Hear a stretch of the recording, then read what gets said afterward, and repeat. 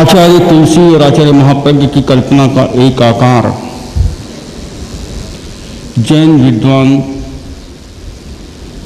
और वे भी तत्व दर्शन के क्षेत्र में कुछ अपनी विशिष्टता रखें। ऐसी श्रृंखला में कुछ नाम कुछ वर्षों से हमारे सामने थे, हैं और आ भी रहे हैं। उन श्रृंखला में वर्तमान में एक ऐसा प्रबुद्ध मानस जो अपनी साधना के साथ संस्कार, संस्कृति, परंपरा की सुरक्षा के साथ शिक्षा जगत में भी एक अपनी पहचान बनाने के लिए अपना कुछ कर्तृत्व दिखाया है। डॉक्टर सोहनराज तातेड़ शिवांची मालानी क्षेत्र का एक ऐसा व्यक्ति जो गत दिनों, गत वर्षों पारमार्थिक शिक्षण संस्था में भी अपनी सेवाएं दे चुके और वर्तमान में सिंघानिया यूनिवर्सिटी के वाइस चांसलर के रूप में उपस्थित हैं।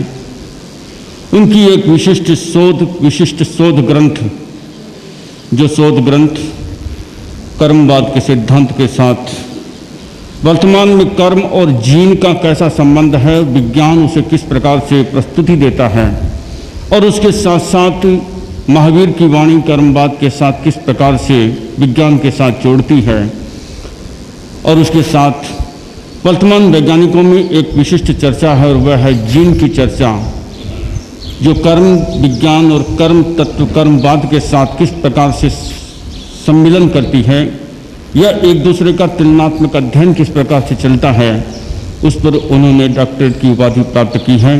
वे अपने ग्रंथ के बारे में संक्षिप्त झलक और उस ग्रंथ में कितने पृष्ठ और किस रूप से उन्होंने उस बात की प्रस्तुति दी है अति संक्षेप में, क्योंकि वे एक व्याख्याता भी हैं, वाइस चांसलर भी हैं, घंटों बोल सकते हैं, लेकिन यहाँ अपनी बात को मिनटों में ही, क्योंकि बहुत को कम में समेटना भी अपनी एक कला है और उस कला की प्रस्तुति के साथ अपने ग्रंथ के संदर्भ में, और वह ग्रंथ जिसकी प्रस्तुति देने के बाद श्रद्धेय युवाचार्य प्रवर के कर में उपरीत कर उसी अपने श्रम की सार्थकता को पूज्य चरणों में अर्पित कर अपने आप में धन्यता का अनुभव करेंगे। डॉक्टर सोहनराज तातेड़ ग्रंथ के संदर्भ परिचय और उसके बाद पूज्य प्रवर के कर कमलों में कृति का उपहार। बनते गुरुदेव की असीम कृपा और पारमार्थिक शिक्षण संस्था माँ के आशीर्वाद से मैं दी जैन डॉक्ट्रिन ऑफ कर्म and the science of genetics ये शोध ग्रंथ लिख सका, और मैंने 2 वर्ष पूर्व इसी विषय पर जैन भारतीय विश्वविद्यालय से पीएचडी भी की थी। उसका एक परिमार्जित रूप, एक शोध ग्रंथ के रूप में गुरुदेव के चरणों में उपरीत कर रहा हूँ। कर्म की सत्ता को सभी भारतीय दर्शनों ने स्वीकार किया है और कर्म के अलग अलग नाम दिए हैं। अलग अलग दर्शनों ने इसे अदृष्ट, देव, भाग्य, वासना, अविद्या नाम से व्याख्यायित किया है।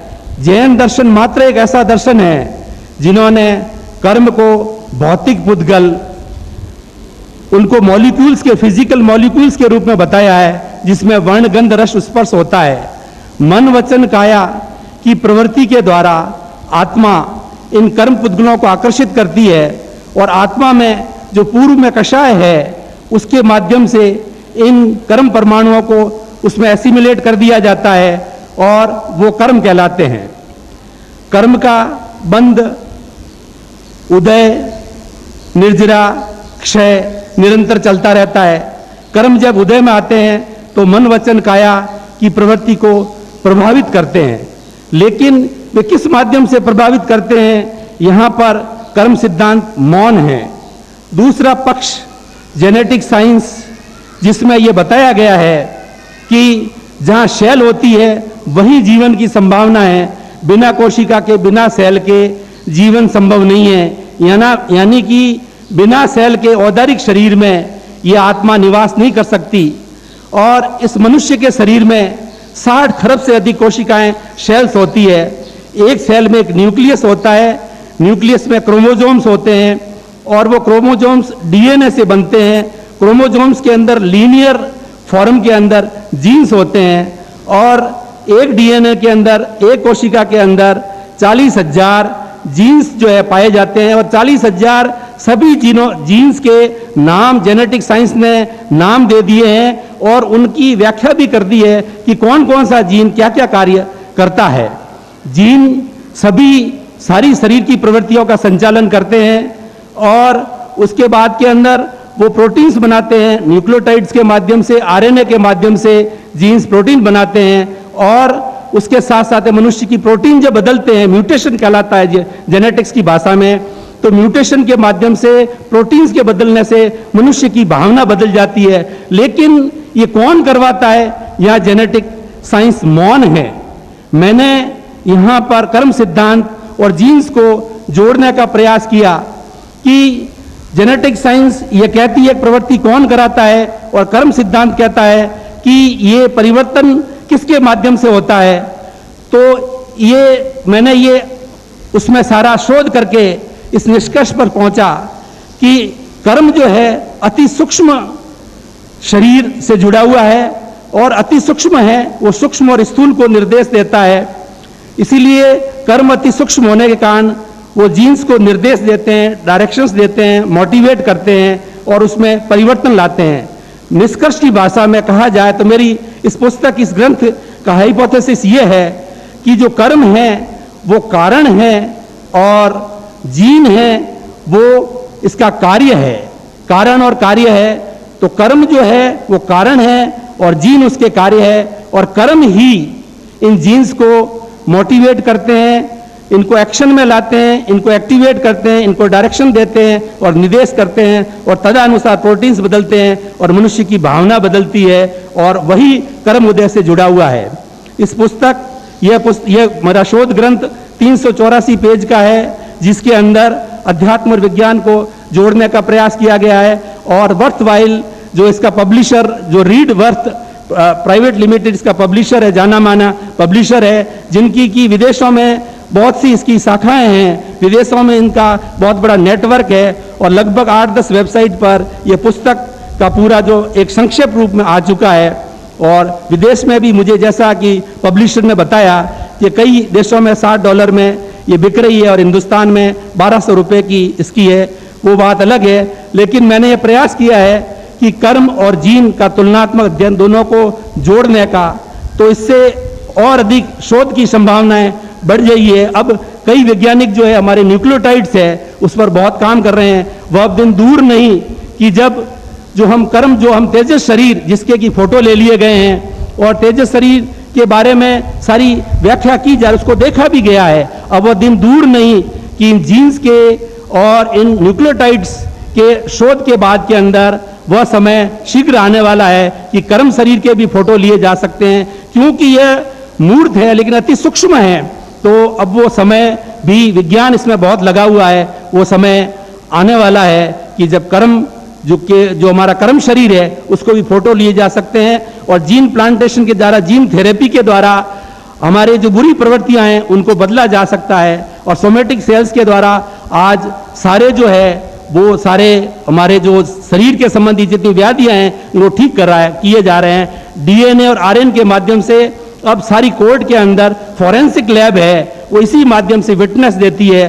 अब विटनेस की आवश्यकता नहीं है, हर एक, और पूरे अमेरिका में तो पूरे हर व्यक्ति का जो भी सदस्य है उसका डीएनए और फिंगरप्रिंट का रिकॉर्ड रखा जा रहा है। जब कभी भी वो किसी तरह की दुष्प्रवृत्ति करेगा तो उसके ब्लड में से उसके डीएनए और उसके फिंगरप्रिंट्स को लेकर के उसके कंपेयर करके कोई भी दोष है उसको साबित किया जा सकता है। तो यह पुस्तक मैं गुरुदेव के चरणों में उपरित कर रहा हूं। आपकी कृपा से ही ये हुआ और संस्था मां की कृपा से लिख पाया और मैं आपसे आशीर्वाद चाहता हूं, मुझे आशीर्वाद दें कि मैं शोध विद्यार्थियों को शोध करवाता रहूं, जैन दर्शन पर मैं शोध करवाता रहूं और विज्ञान और अध्यात्म को जोड़ने का प्रयास करूं और नए नए शोध ग्रंथ भी लिखता रहूं। तो इसलिए आप मुझे आशीर्वाद प्रदान करें और मैं आपकी जो परम कृपा से इस कार्य में लग चुका हूं और मैं पढ़ाने का कार्य भी करता हूं, मुझे आशीर्वाद प्रदान करें कि मैं मेरे इस मंजिल की ओर जो मेरे कदम जो लगातार बढ़ाते रहूं। ओम हरम। डॉक्टर सोहराजी ताकेर ने गंभीर विषय कर्म और जीन विज्ञान के धरातल पर उसको शोध ग्रंथ के रूप में, शोध प्रबंध के रूप में अपने आप को समर्पित किया है। ये वह कृति पूज्य चरणों में प्रीत कर आह्लाद और आनंद की अनुभूति करेंगे।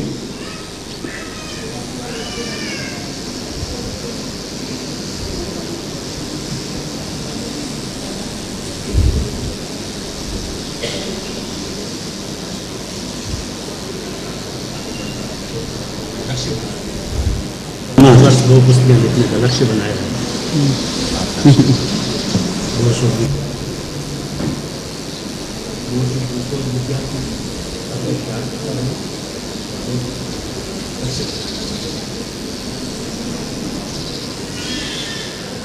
मैंने कल कहा था कि थ्योरी का ज्ञान तो किया गया है, प्रयास किया गया है, साथ में कोई प्रैक्टिकल के परीक्षण का भी उपक्रम हो कि इनका प्रैक्टिकल का अभ्यास कैसा है, वो प्रयोग कैसे करते हैं या कैसे करा सकते हैं, इसका भी परीक्षण हो तो थ्योरी और प्रैक्टिस दोनों का समन्वय हो सकेगा।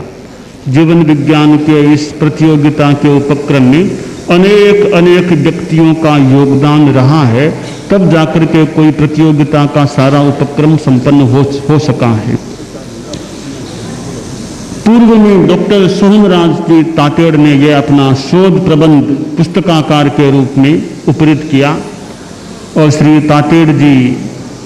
ताटेड़ जो पारमार्थिक शिक्षण संस्था में काफ़ी अरसे तक अपनी सेवाएं संयोजक के रूप में दे चुके हैं और अब उनका अपना व्यक्तित्व है और लगा कि ज्ञान की आराधना के प्रति उनकी निष्ठा है।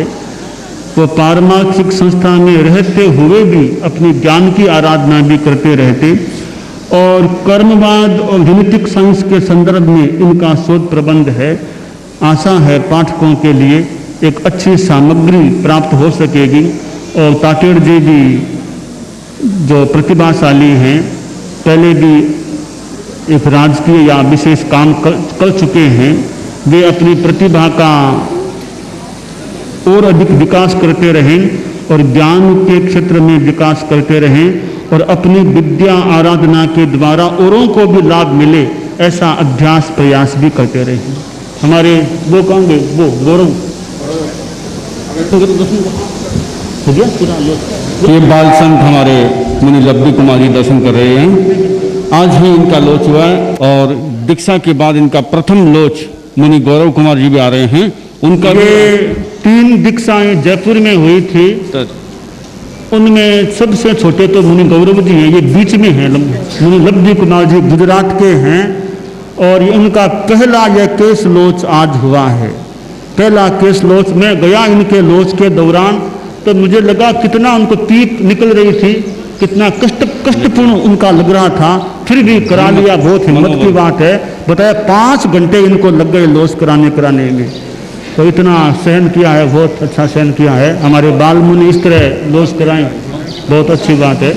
खूब निद्रा की भावना से ये दूसरे इनके साथी, इनके सह दीक्षित मुनि गौरव जी, जो वैसे लाडनू के ही हैं, वैसे ये कठौतिया परिवार के ना लाडनू के, इनका है कोठारी है ना, कोठारी परिवार के, इनका भी लोच आज हुआ है। इनके साथ ही हुआ।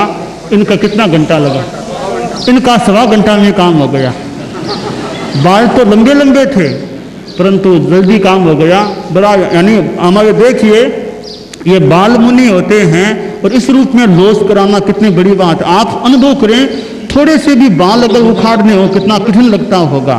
इस तरह ये लोच कराते हैं, दोनों का अच्छा लोच। और इनसे पहले इनका हो गया। ये भी हमारे मृदु मुनि, ये मृदु कुमार जी मेवाड़ के हैं, कोशीवाड़ा मेवाड़, जो बॉम्बे रहने वाले थे। इनका भी काफी बाल, कितना बड़ा माथा, इनको देखिए कितना अच्छा माथा है, माथा मोटो, बड़ा माथा, बड़ी प्रतिभा, बड़ा ज्ञान, सब बड़ा। इनका तीसरा लोच, इनका लोच तीसरा हुआ है, तो तीसरी बार लोच कराया और बड़ा अच्छे ढंग से लोच कराया सबने, बहुत अच्छा। इनका लोच तो भी हो गया, पहले हो गया 3 बार, विदासन में तीसरी बार था, अब चौथी बार होना सोचिए। ये मालवा के संत हैं मुनि सुधांशु जी, इनका लोच पहले हो गया था, अब कुछ बाल फिर आ गए, कुछ बाल तो अगस्त में अब कराना है फिर बाद में फिर तैयारी में हैं। अच्छा तुलसी अध्यात्म मीडियम में प्रेक्षाधान की कुछ कक्षाएं लगती हैं।